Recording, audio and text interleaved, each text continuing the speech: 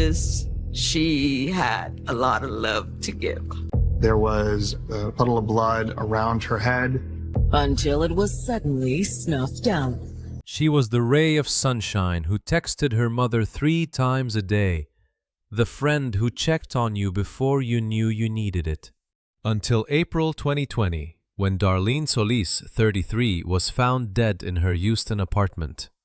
4 gunshots, 1 to the back of her head. The person who pulled the trigger was someone she tried to help. This is the story of how kindness became a weapon. It begins with a phone that used to buzz 3 times every morning. Thank you for being here. Before we continue, drop a comment. Is it morning, afternoon, or late night where you are? Your thoughts might be exactly what someone else needs today. Please note, this story includes some fictionalized details for emotional impact. The heart of it, the message, is what I hope stays with you. Darlene's phone buzzed on the kitchen counter for the 3rd time that morning, her mother's name lighting the screen again. Good morning, Mija. How are you today? She smiled and typed back quickly. Darlene Solis, 33, tended bar in Houston and traveled the world with a half-filled passport.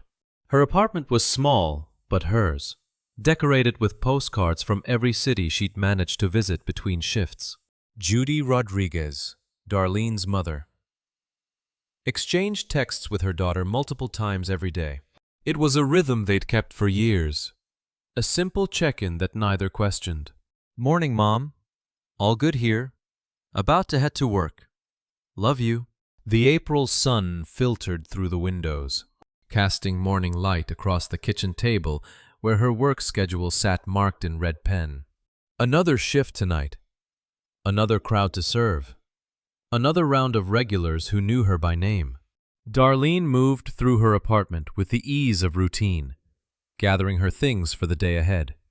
Houston traffic hummed in the distance, the sound of a city waking up. She was the kind of person who remembered birthdays without reminders, who checked in on friends before they had to ask. The friend who called to ask if you were okay before you'd even realized you needed someone to care. A ray of sunshine, her family would say. The person who showed up. But kindness, like trust, can be borrowed against. Months earlier, someone had broken into this apartment. The same kitchen where her phone now buzzed. The same windows that let in morning light.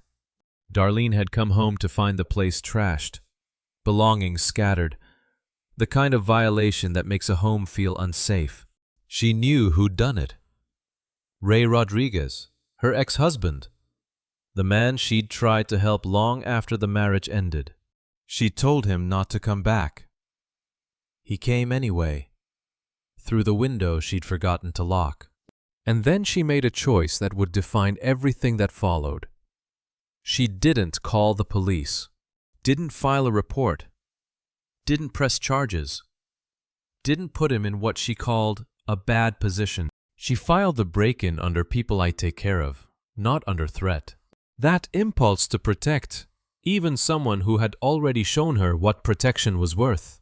Keep that choice in mind, because in the arithmetic of abuse, mercy is often misread as permission.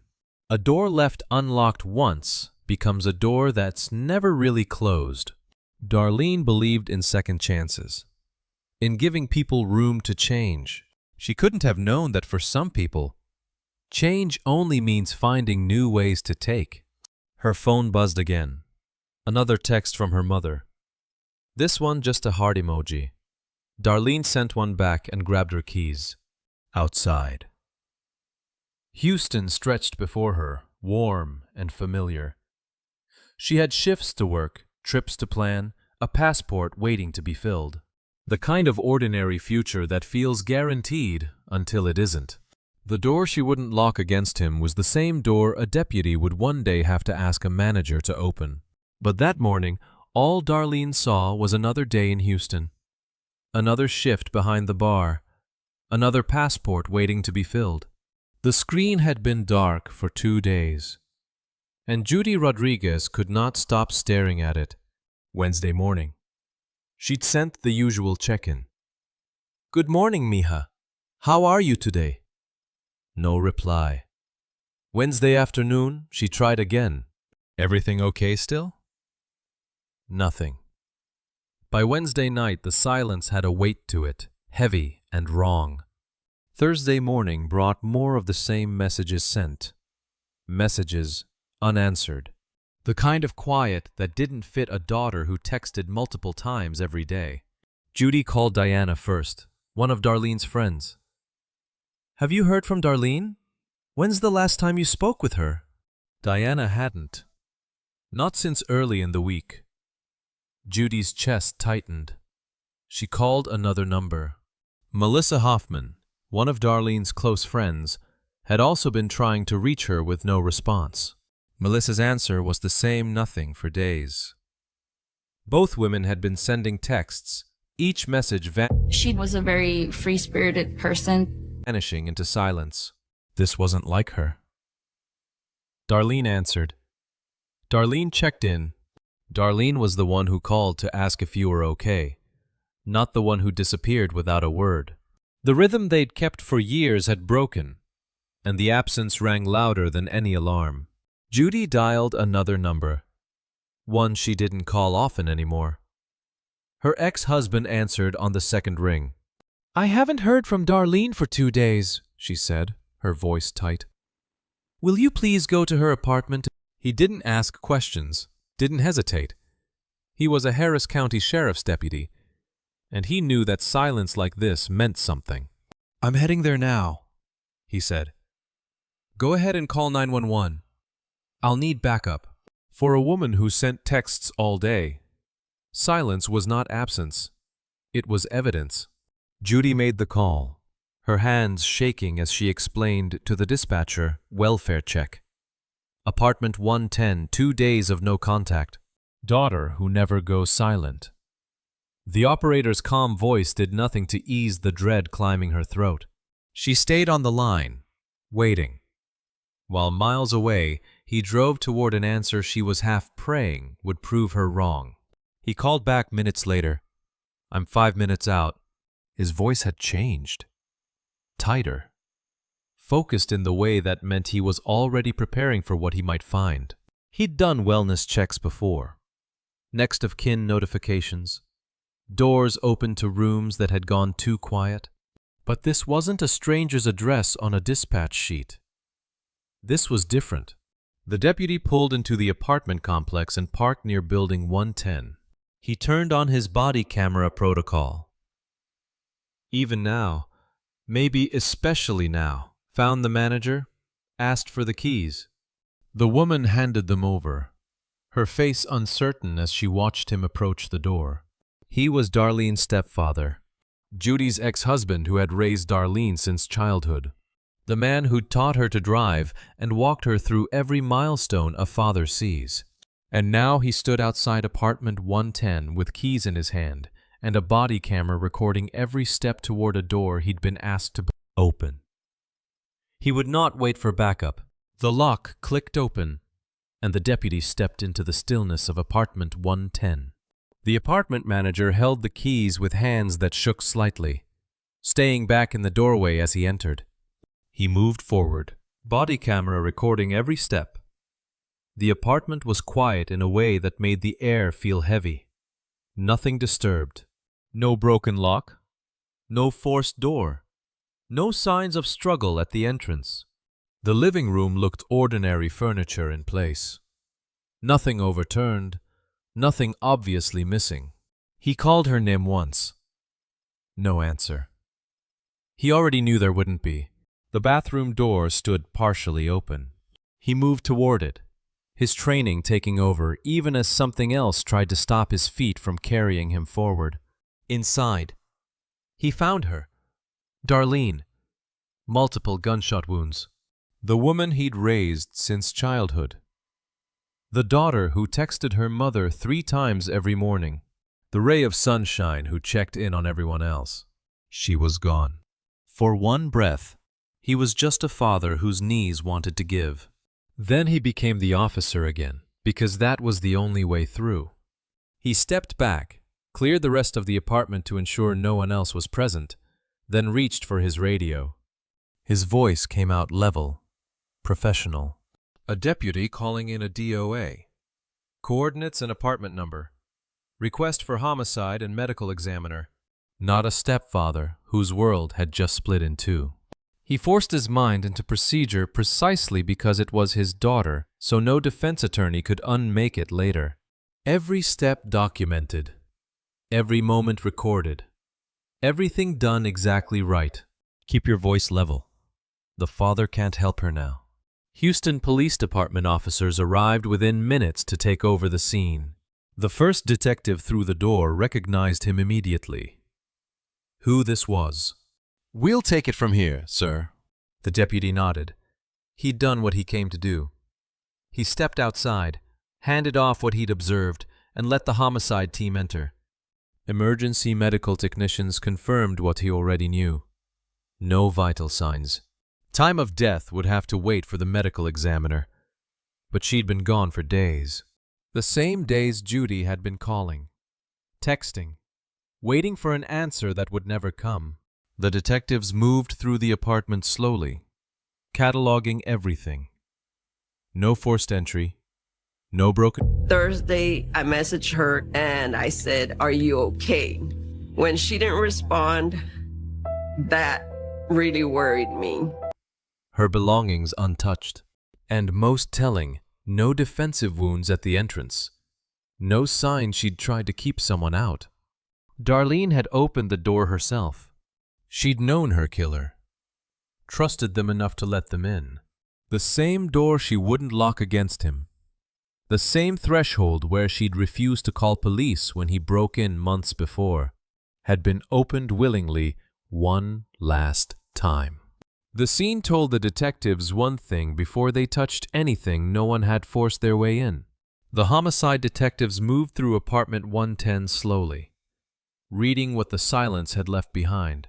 The Houston Police Department homicide detectives arrived to walk the scene with practiced, methodical precision. They documented everything before touching anything, letting the evidence speak first. The deputy's stepfather stood back near the doorway, watching with the rigid control of a man trained not to break. He'd already handed off his initial observations. Now his role was to watch while others worked the scene where his daughter had been killed. No forced entry, one detective noted. Examining the doorframe, windows secure, lock intact. Another moved through the living room, photographing each detail. Valuables sat untouched, her phone on the counter. Laptop visible. Nothing obviously missing. This wasn't a robbery. The living room furniture was undisturbed. No signs of struggle near the entrance. Whoever had come through that door, Darlene had known them well enough to let them in without hesitation. In the bathroom where she'd been found, 4 evidence markers stood like tiny flags. 4 spent rounds, .40 caliber. The casings were photographed from multiple angles, measured, documented, then carefully bagged. Each one told part of the story close range, aimed with intent, not random fire. 4 bullets, 4 deliberate choices to pull the trigger. Under the bed. A detective found the gun, a .40 caliber handgun, still there, left behind. The discovery shifted the picture. If this was premeditated, planned and calculated, why leave the murder weapon under the bed? Premeditation means planning an exit, disposing of evidence, covering tracks. This looked different, passionate, uncontrolled. Someone who'd acted in rage and fled without thinking to take the gun. Keep that detail in mind. The stepfather watched from his position near the door. "I want every step documented," he said quietly to the lead detective. "No defense attorney will touch this scene." The words came out level, professional. Beneath them was the weight of a father who knew that perfect procedure was the only thing he could still do for her. He couldn't save her, couldn't turn back the clock and answer Judy's call faster. but he could make sure whoever did this faced every piece of evidence perfectly preserved. The detectives moved into the living room and found something else. A blow-up mattress, partially deflated, blankets still rumpled. Next to it, luggage not fully unpacked. The kind of arrangement that said temporary. Someone had been staying here, not just visiting for an afternoon. Living here, sleeping here, sharing this space with Darlene. And whoever it was gone. The detectives looked at the blow-up mattress, the luggage still half-packed, and understood this was not a stranger's crime. Someone had been living here, close enough to share meals and mornings, trusted enough to have a place on her floor. And that person had either killed her or knew who did. Outside the apartment, the stepfather gave detectives the first name they needed: Marcus Jennings. Marcus Jennings had been dating Darlene for just a few months and showed up at the scene after hearing something had happened to her. He arrived, shaken but cooperative, answering every question. Yes, he'd been seeing Darlene.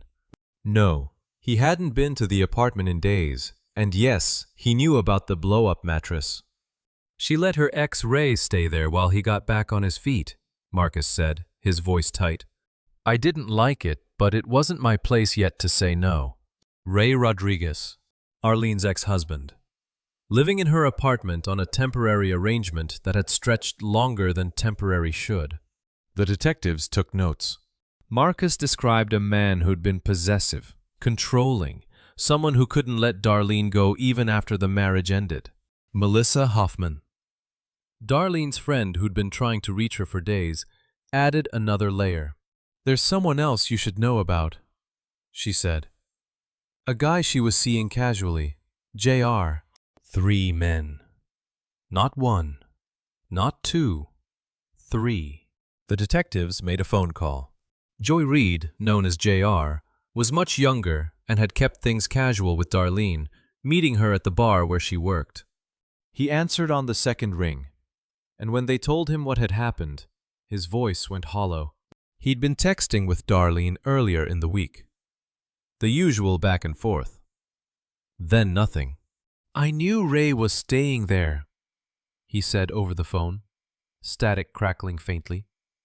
She said he needed help getting back on his feet. I told her it was a bad idea.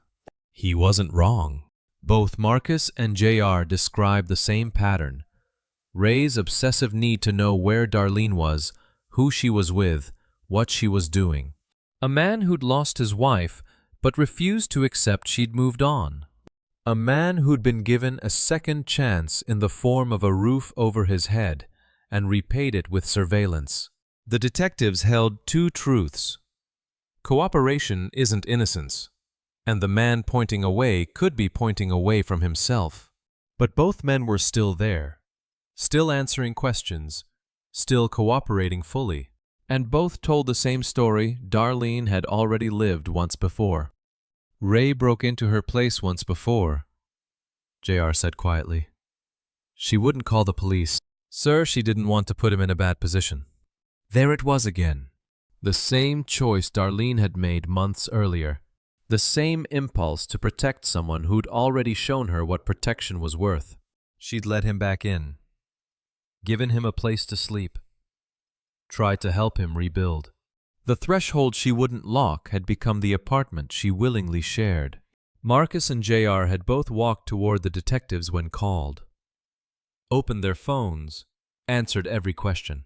The third man, the one who'd been sleeping in Darlene's living room, the one who'd broken in before, the one both other men described as possessive and volatile, had already left the state. Family and friends filled in the rest. Their voices painting a portrait the detectives already recognized control disguised as love. Judy Rodriguez sat across from the detectives and recounted the warnings she'd given her daughter. I told her there's no reason for him to be staying at your apartment, she said, her voice carrying the weight of words that had gone unheeded. That last day I saw her, I told her to make him move out. The last day she saw her alive. Melissa Hoffman and other friends described the same pattern from different angles.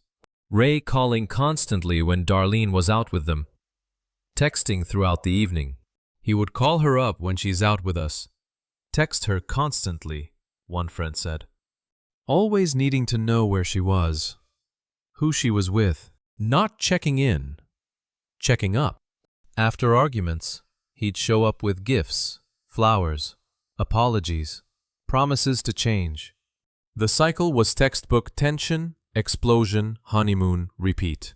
Each time the violence came back closer to the surface, the control tighter. Friends watched Darlene shrink her world to accommodate his jealousy.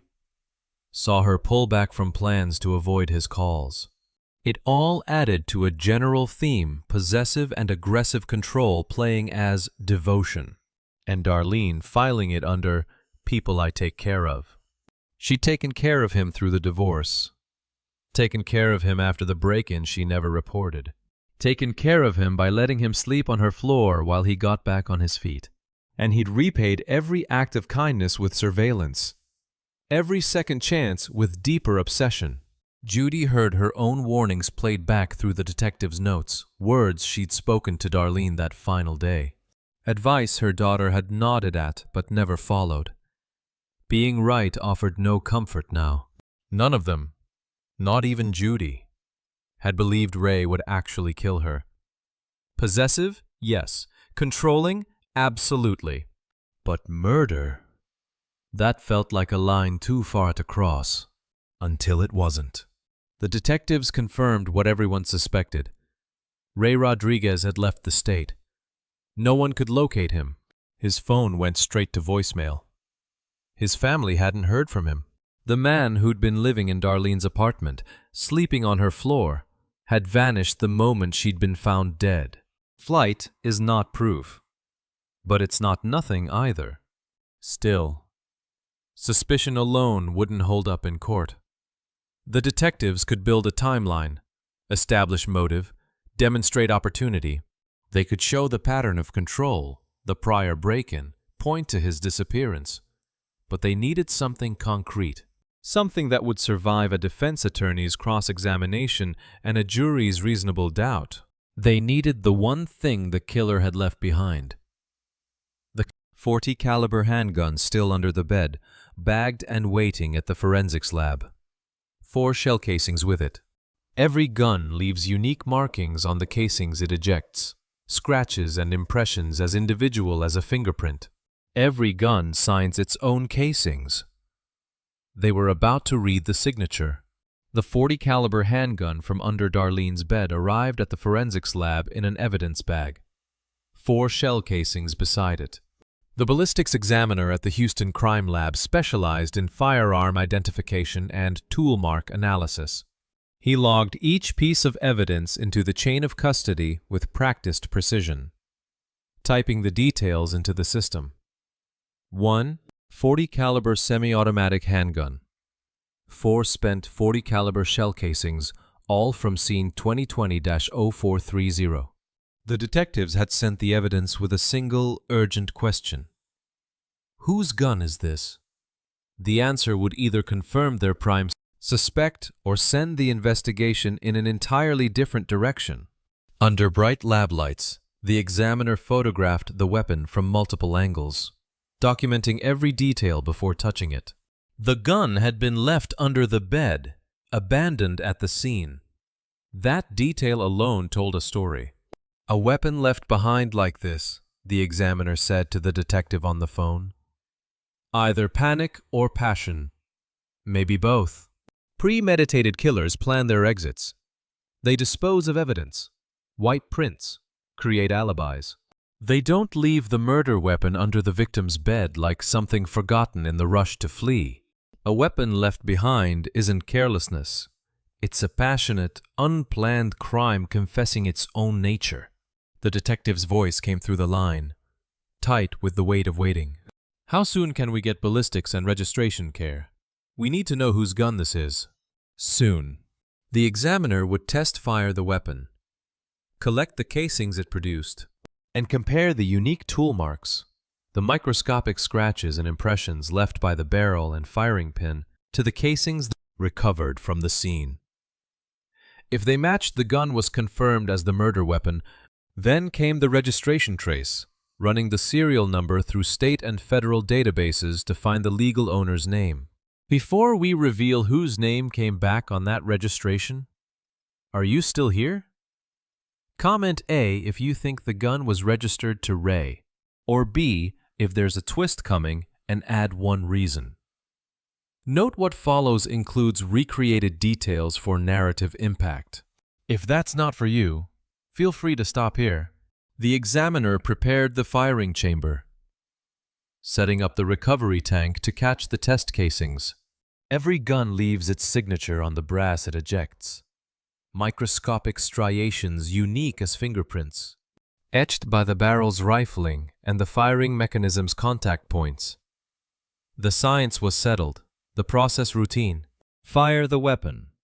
Collect the casings. Compare them under the microscope. The detectives waited. Ray Rodriguez had fled the state, disappeared the moment Darlene's body was found. 2 other men had cooperated fully, opened their phones, answered every question. The pattern was clear. The circumstantial evidence overwhelming, but circumstantial wouldn't survive a jury's scrutiny. They needed this gun to speak. Every gun signs its own casings with unique tool marks from the barrel. The detectives were about to read the signature. The question was whether it would give them a name. The forensics report came back within days, and the first line gave them everything. The ballistics examiner opened the file at his desk in the Houston crime lab, scanning the results he'd been waiting for.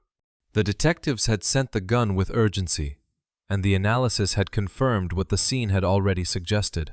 He reached for the phone. "Ballistics match confirmed," he said when the detective answered. All 4 casings fired from the recovered weapon. Tool marks identical. On the other end of the line, the detective exhaled. That was the first piece. The gun found under Darlene's bed was definitively the murder weapon. No room for doubt. No defense argument that could challenge the science. The unique microscopic striations left by the barrel on each ejected casing matched perfectly. 1 gun, 4 bullets, all from the same barrel that had left its signature on every piece of brass. "And the registration trace?" the detective asked. The examiner flipped to the next page of the report, where the serial number trace had returned from the federal database.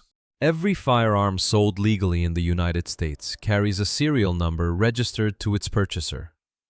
This one had a name attached. Purchased April 2018. Registered owner Ray Rodriguez. The line went quiet for a beat. Then the detective's voice came back, tight with the weight of what they'd just confirmed. Ray Rodriguez, Darlene's ex-husband, the man who'd been living in her apartment, sleeping on her floor, the one who'd broken in months before and been forgiven, the man who'd fled the state the moment her body was found. The examiner read it in what they saw same tool marks, 1 barrel, 1 owner. The detectives felt the quiet click of a door closing. This wasn't circumstantial anymore. This was proof. The gun registered in Ray's name had fired the bullets that killed Darlene. He'd left it under the bed in his panic to flee, abandoned the weapon that carried his name in its federal registration like a signature on a confession. Killers make choices in the moment. Premeditated ones plan every detail, dispose of evidence, cover their tracks. But passionate ones, the ones who kill in rage and then realize what they've done, they leave things behind.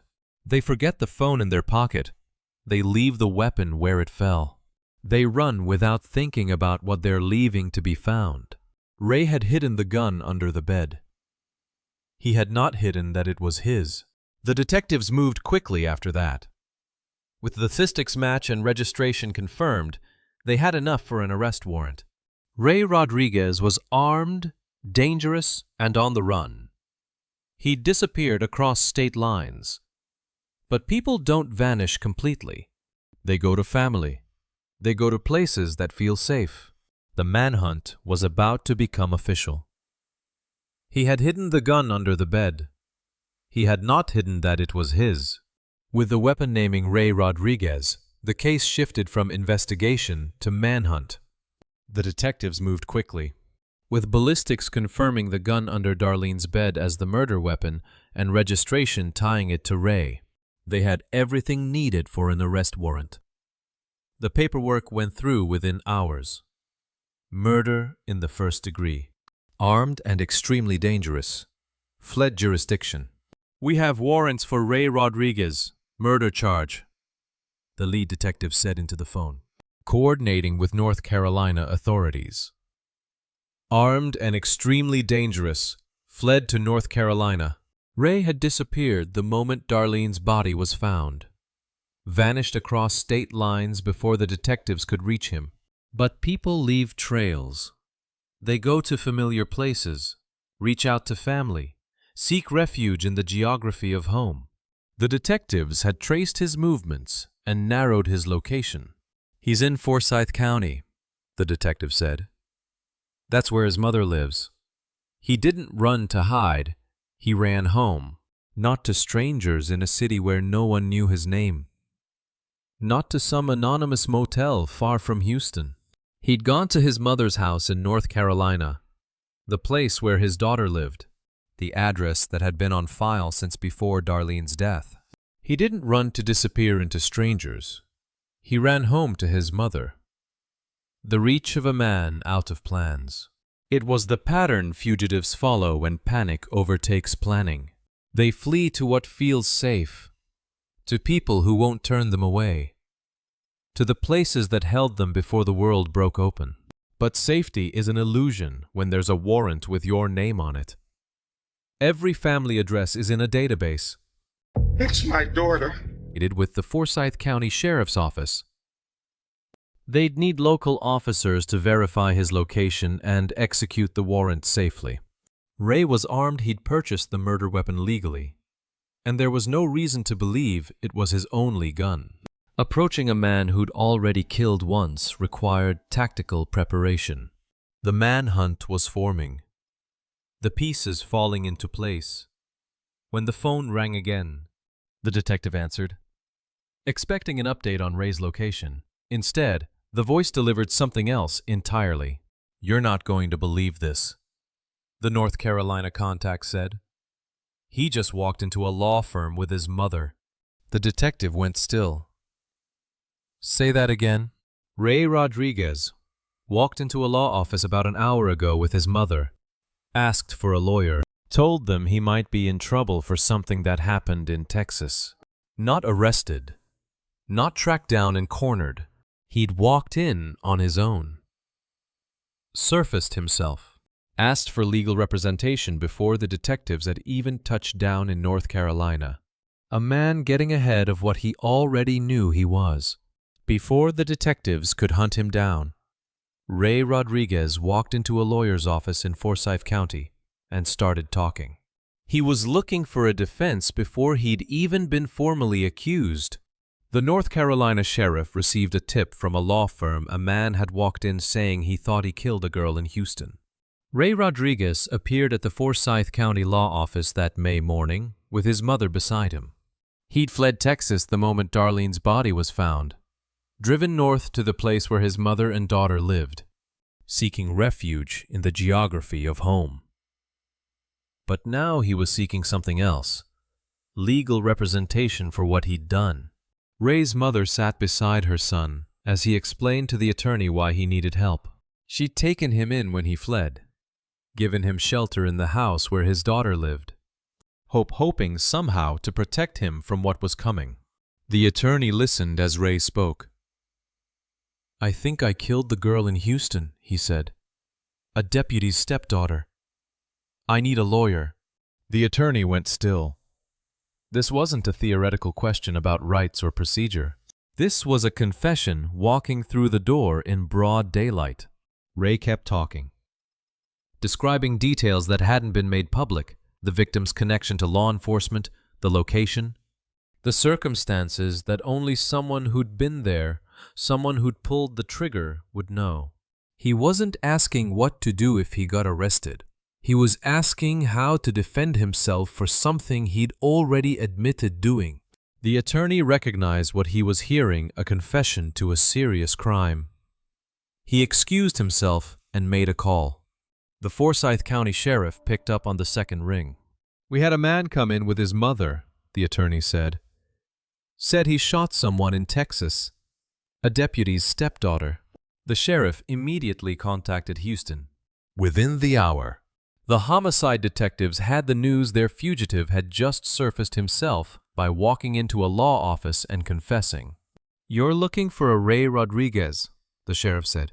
"He just walked into a law office here and confessed. He went looking for a defense before he'd been accused. A man getting ahead of what he already knew he was."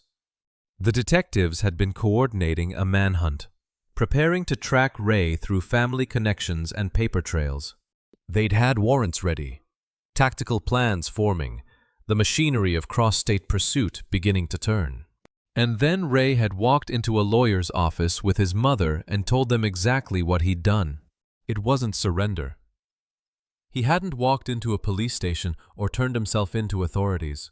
He'd gone to a lawyer, seeking protection, trying to get ahead of the charges he knew were coming.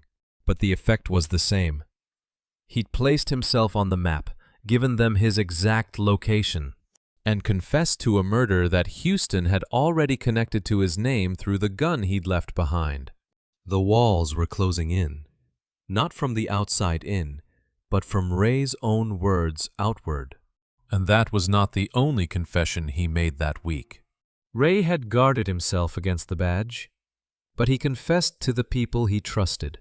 The next day, North Carolina authorities took Ray Rodriguez into custody on Houston's warrants.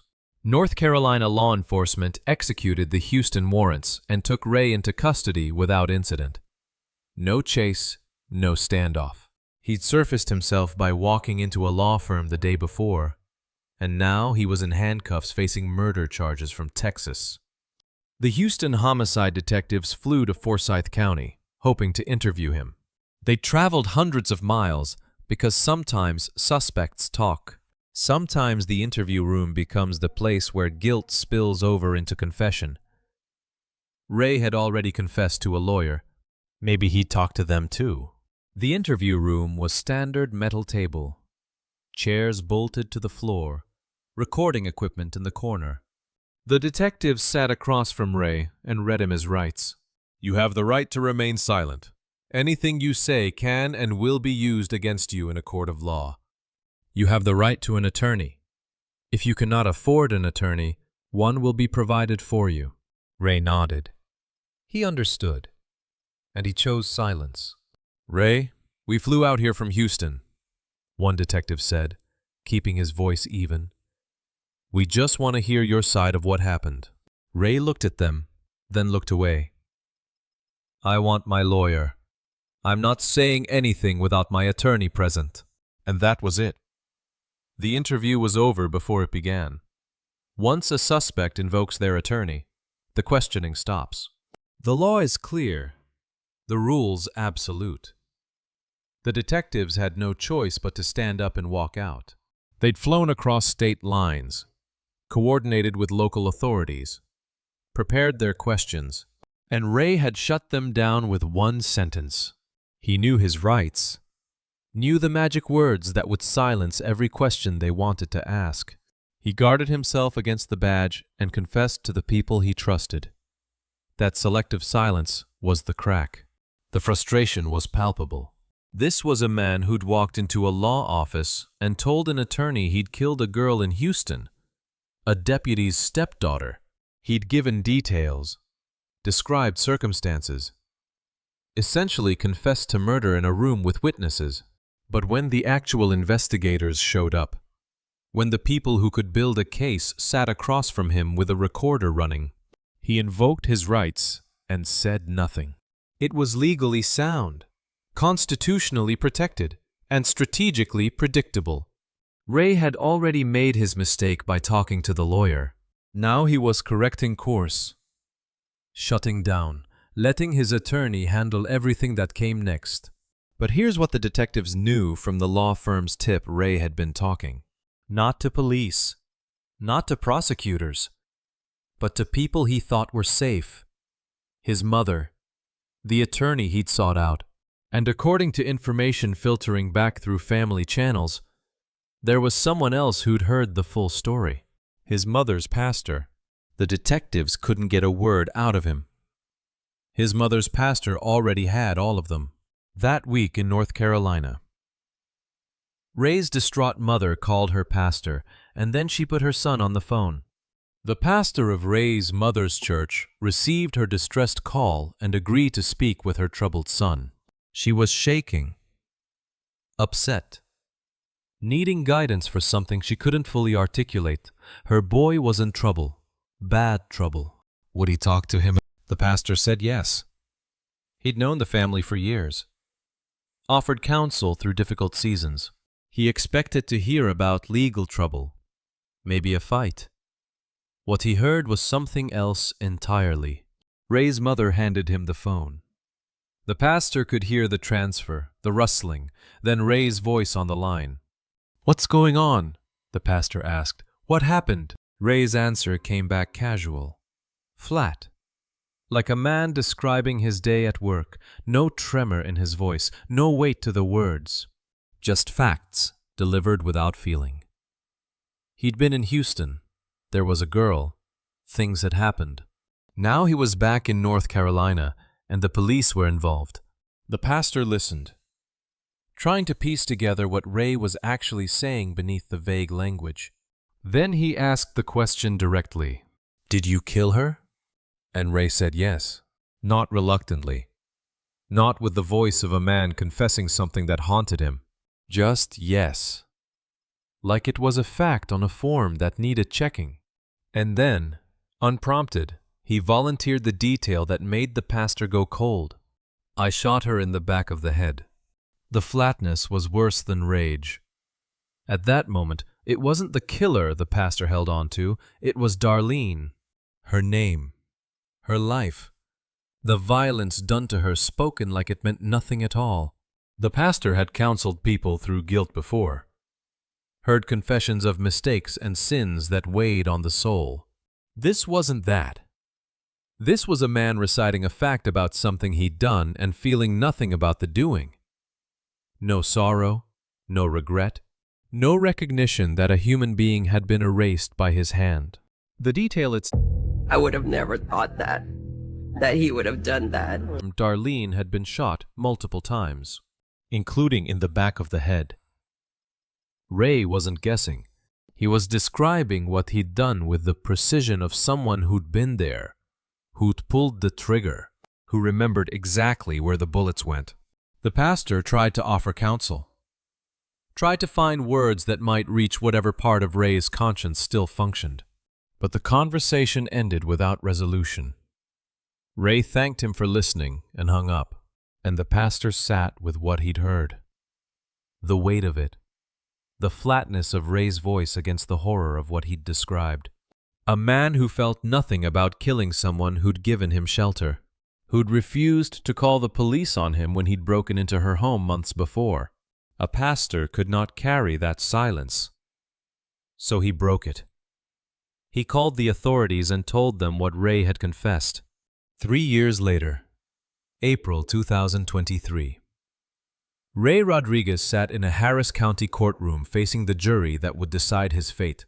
The prosecution team presented the state's case against Ray for the murder of Darlene Solis. They built their story methodically.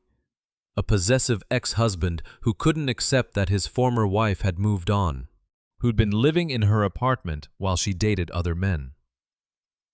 A man who left his own gun under her bed with his name on the registration and 4 casings on her bathroom floor. This was a possessive ex-boyfriend who refused to accept that Darlene had moved on, the prosecutor told the jury. The evidence will show he killed her with his own registered weapon. The evidence spoke clearly. Ballistics matched the gun to the casings. The gun was registered in Ray's name. The pastor's testimony confirmed Ray had confessed to shooting Darlene in the back of the head. The timeline showed Ray fleeing to North Carolina the moment her body was found. Ray's defense attorneys argued the shooting was an accidental discharge during a struggle. They put Ray on the stand. Let him tell his version. He and Darlene had been arguing, fighting over the gun. It went off accidentally in the chaos. This was a tragic accident during a struggle, the defense told the jury. The gun discharged during a physical altercation. But then came the cross-examination, and the story started to crack against immutable facts. The prosecutor walked the jury through the physics. Darlene was small, Ray significantly larger and stronger. How exactly had she overpowered him to create this struggle? And if it was a struggle over the gun, how did the first shot end up in the back of her head? Not the front, not the side. He said, well, I shot in the back. The back. She was shot in the back of the head, the prosecutor said, letting that image settle. Then shot again, and again. What struggle ends with 3 execution-styled shots? The contradictions did the prosecution's work. The jury watched a man argue with the physics of his own crime. One shot to the back of the head could be disputed, could be twisted into some version of a struggle. But 2 more shots after that, 3 more, 4 total. That's not panic. That's not an accident. That's someone making sure the job gets done. The defense had no answer for the forensics. Ray's own confession to the pastor delivered flatly, without remorse. Volunteering details like, "I shot her in the back of the head," contradicted every word of his accident story. If it was truly an accident, why confess it as a deliberate act? The jury of Harris County residents listened to both sides present their cases over the course of the trial. The judge presided over the proceedings as evidence mounted, and the jury watched Ray on the stand, telling a story that physics refused to support and his own earlier confession contradicted. The jury did not take long to decide what kind of man Ray Rodriguez really was. When the jury returned to the courtroom, their faces told the story before the foreman spoke. They deliberated briefly. The evidence had been overwhelming, the contradictions in Ray's testimony too glaring to ignore. Now they filed back into the jury box, and everyone in the courtroom held their breath. The foreman stood. "We, the jury, find the defendant, Ray Rodriguez, guilty of murder." Guilty. The word landed in the courtroom like a door closing. Ray showed no visible reaction, sitting still at the defense table, in the gallery. Judy Rodriguez felt her shoulders drop, the tension she'd been holding for 3 years finally releasing. Around her, family members held each other, some crying quietly, some simply staring ahead. The judge allowed a moment for the verdict to settle, then moved to sentencing. The defendant is sentenced to 40 years in the Texas Department of Criminal Justice, the judge said. Parole eligibility after serving a minimum of 20 years. 40 years. Ray would be an old man before he could even ask to walk out, and even didn't mean receiving. The parole board would have to weigh what he'd done against who he claimed to have become. 20 years was the minimum. 40 was the ceiling. Relief and grief arrived in the same breath. Guilty changed nothing about the empty chair, and justice came, but was not enough. Judy sat in the gallery and felt both things at once. Relief that the man who'd killed her daughter would spend decades behind bars, and the aching awareness that no sentence would bring Darlene back. 40 years in prison for Ray didn't return the daughter who texted her 3 times every morning. It didn't fill the silence where Darlene's voice should be. The family had waited 3 years for this moment. 3 years of living with the absence while Ray sat in custody preparing his defense. They testified, relived the loss, sat through his claims of accidental discharge while knowing exactly what he'd done. And now they had a verdict. Guilty. A sentence. 40 years. But Darlene was still gone. Outside the courtroom. The family shared their message for anyone listening, the lesson learned from Darlene's death.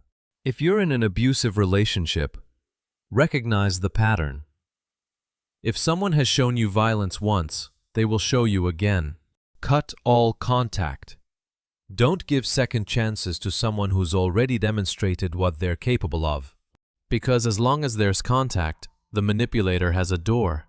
Darlene had kept that door open. Tried to help. Refused to call the police even after Ray broke into her apartment.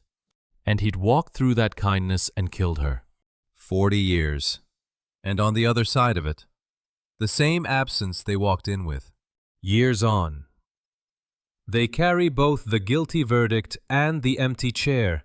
They carried the verdict home like something won and something lost in the same breath. Years after Ray Rodriguez received 40 years to life, the family sits with both.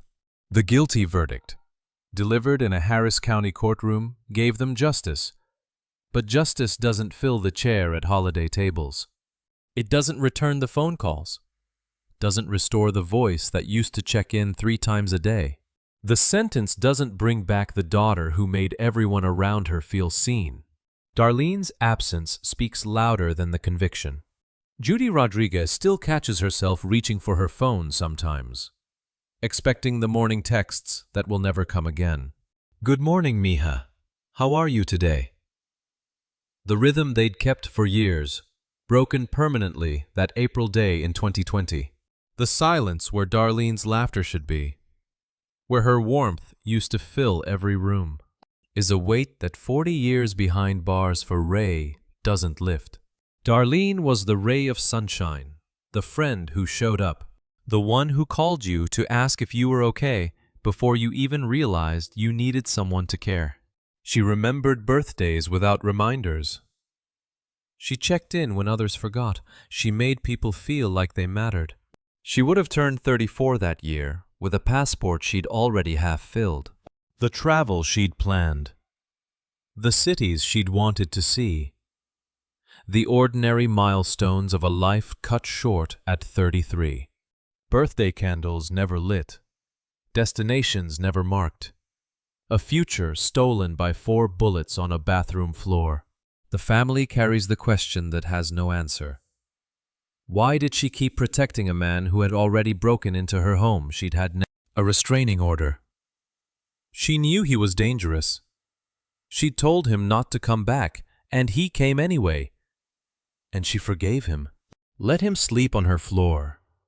Tried to help him get back on his feet while he repaid her kindness with surveillance and obsession. The kindness she couldn't take back. But from that loss, the family carries forward a message for anyone who will listen. If you're in an abusive relationship, recognize the pattern. If someone has shown you violence once, they will show you again. Cut all contact. Don't give second chances to someone who's already demonstrated what they're capable of.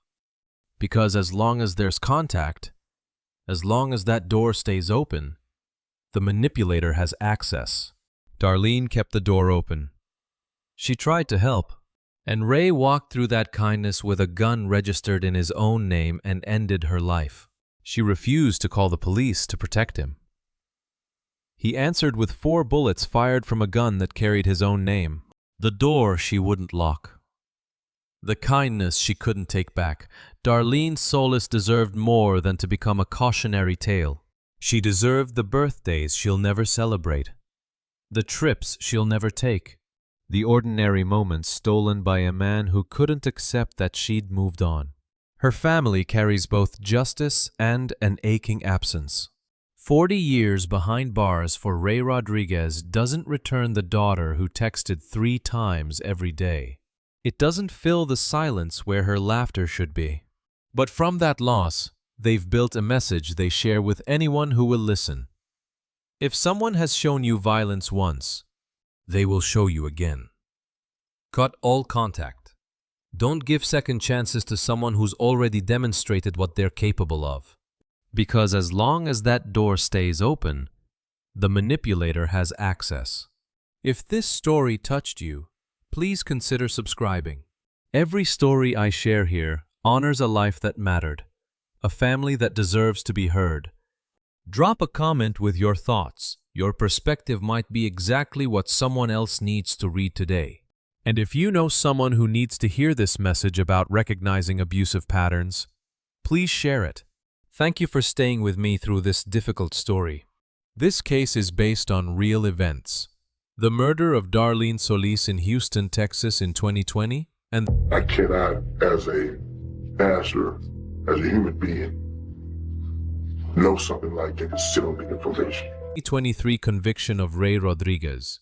Some scenes have been dramatized for emotional impact and storytelling. But the core facts, the tragedy, and the family's message, right? No amount of time, no amount of sentencing, because at the end of the day, I still do not have this person that you took away from me. goes to Darlene's family and loved ones.